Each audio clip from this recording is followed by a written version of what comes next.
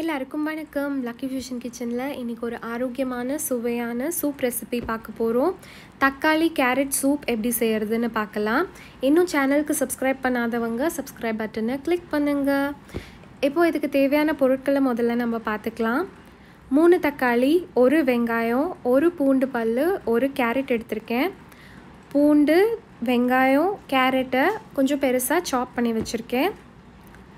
இப்போது இதனுடைய செய்முறையை நம்ம பார்த்துக்கலாம். முதல்ல நல்லா கொதிக்கிற தண்ணியில் தக்காளியை போட்டு ஒரு 5 நிமிஷம் கொதிக்க விட்டு ஆஃப் பண்ணி எடுத்து வச்சுக்கோங்க. இந்த ப்ராசஸ்க்கு பேர் பிளான்ச்சிங். இதனால் தக்காளியோட தோல் ஈஸியாக உரிக்க வரும். இந்த நம்ம பிளான்ச் பண்ணுறதுக்கு தண்ணி எடுத்துருக்கோம் இல்லையா, அந்த தண்ணியை கொஞ்சம் தனியாக எடுத்து வச்சுக்கோங்க.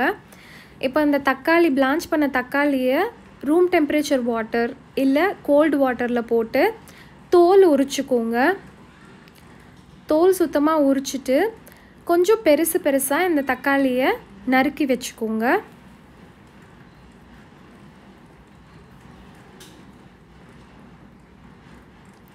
இப்போ ஒரு பெரிய சூப் பாத்திரம்னா கொஞ்சம் பெருசாக இருக்கும், அதனால் ஒரு பெரிய பாத்திரத்தில் கொஞ்சமாக எண்ணெய் விட்டு, நான் இன்றைக்கி ஆலிவ் ஆயில் எடுத்திருக்கேன், எந்த ஆயில்னாலும் பரவாயில்ல. ஃபஸ்ட்டு பூண்டு சேர்த்துக்கோங்க. அதுக்கப்புறமா கட் பண்ணி வச்சுருக்கிற கேரட் சேர்த்துக்கோங்க. அப்புறம் வெங்காயம் சேர்த்து நல்லா வதக்கிக்கோங்க. இந்த கேரட்டும் வெங்காயமும் ஓரளவுக்கு வதங்குற வரைக்கும் இதை நல்லா வதக்கிக்கோங்க.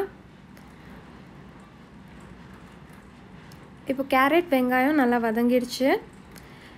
இதுக்கப்புறமா நம்ம பிளான்ச் பண்ணி நறுக்கி வச்சுருக்கோம் இல்லையா தக்காளி, அதை நான் சேர்த்துக்கிறேன். அதை சேர்த்துட்டு ஒரு 2-3 நிமிஷம் வதக்கிட்டு ஸ்டவ் ஆஃப் பண்ணிவிடுங்க. ஆஃப் பண்ணிவிட்டு இந்த கலவையை நல்லா ஆற விட்டுட்டு மிக்சிலேயோ பிளெண்டர்லேயோ போட்டு நல்லா நைஸாக அரைச்சி எடுத்துக்கோங்க.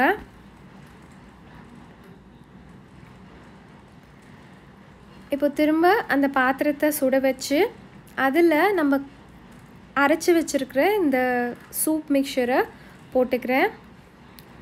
நம்ம ஆல்ரெடி தனியாக எடுத்து வச்சுருக்கோம் இல்லையா அந்த பிளான்ச் பண்ண தண்ணி, அந்த வாட்டரை சேர்த்து கொஞ்சம் நல்லா டைல்யூட் பண்ணிக்கோங்க, நீரக்க செஞ்சுக்கோங்க சூப்பை. தேவையான அளவு உப்பு சேர்த்துட்டு இந்த சூப்பு நல்லா கொதிக்கிற வரைக்கும் வெயிட் பண்ணுங்கள். கொதித்ததுக்கப்புறமா சிம் பண்ணிவிட்டு உங்களுக்கு தேவையான திக்னஸ் வர அளவுக்கு சூப்பை நல்லா கொதிக்க விடுங்க. இப்போ தக்காளி கேரட் சூப் ரெடி. கார்லிக் டோஸ்ட்டோடு சர்வ் பண்ணுங்கள். இந்த சூப்பு அட்டகாசமாக இருக்கும். கண்டிப்பாக இந்த ரெசிபி ட்ரை பண்ணுங்கள், கமெண்ட் ஷேர் பண்ணுங்கள், வீடியோ லைக் பண்ணுங்கள், ஃப்ரெண்ட்ஸ் கூட ஷேர் பண்ணுங்கள். லக்கி ஃபிஷன் கிச்சனுக்கு சப்ஸ்கிரைப் பண்ணுங்கள். நன்றி, வணக்கம்.